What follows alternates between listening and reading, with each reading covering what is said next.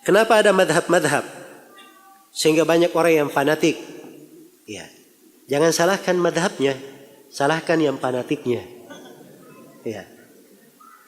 Ya, sebab manusia itu sudah ditakdirkan oleh Allah Subhanahu wa taala beraneka ragam dari madhab mereka. Dan mereka tidak dijadikan di atas satu umat. Ya. Kana an-nasu ummatan wahidatan fakhtalafu. Adalah manusia satu umat lalu mereka berselisih. Perselisihan itu Allah Subhanahu wa taala sudah apa?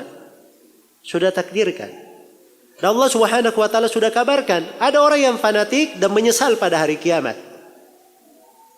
Allah berfirman, wa yauma ya'addu adh-dhalimu ala yadayhi yaqulu ya laitani ittakhadtu ma'ar rasuli sabila ya wailata laitani lam attakhidh fulanan khalila laqad adallani 'ani adh-dhikri ba'da idh ja'ani wa kana asy-syaitanu lil insani khadula.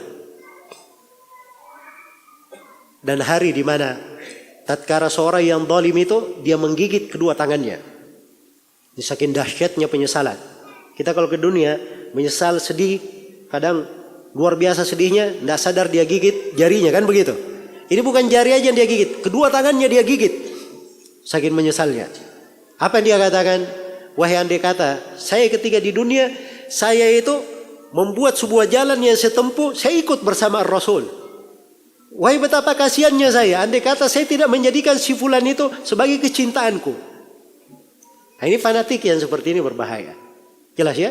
Bermadhab itu tidak salah madhabnya. Para ulama apa artinya madhab? Ya, kalau dia dalam fikih ya, madhab maksudnya dalam madhab fikih itu tidak salah.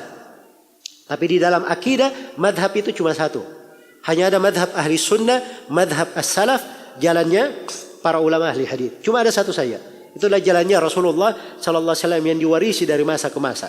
Tapi dalam fikih ada beberapa madhab. Ya, yang terkenal di masa ini ada 4 madhab. Ada 4 madhab. Dan madhab ini adalah cara memahami fikih namanya. Cara memahami fikih. Jadi metodenya itu beda. Ya, misalnya kitabul jihad.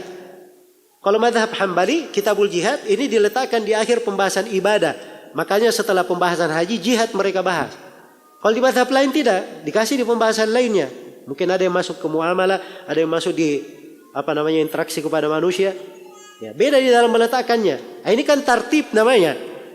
Jelas ya, di dalam memahami. Ya. Kenapa misalnya Imam Malik dia mulai langsung dengan bab sholat. Nah, ini kan fikihnya namanya. Mulai dengan pembahasan waktu sholat. Sedangkan ulama yang lain mereka memulai dengan kitabut tahara. Bab tentang bersuci. Nah, ini kan tartib dalam fikih. Dan itu ada alasannya masing-masing. Ya.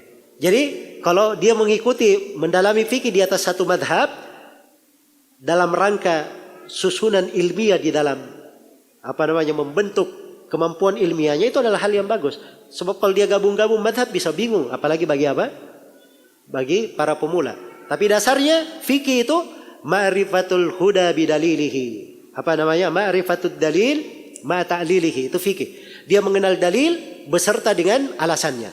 Jadi kalau dia tahu sesuatu yang benarnya begini, dalilnya begini, alasannya begini. Ya.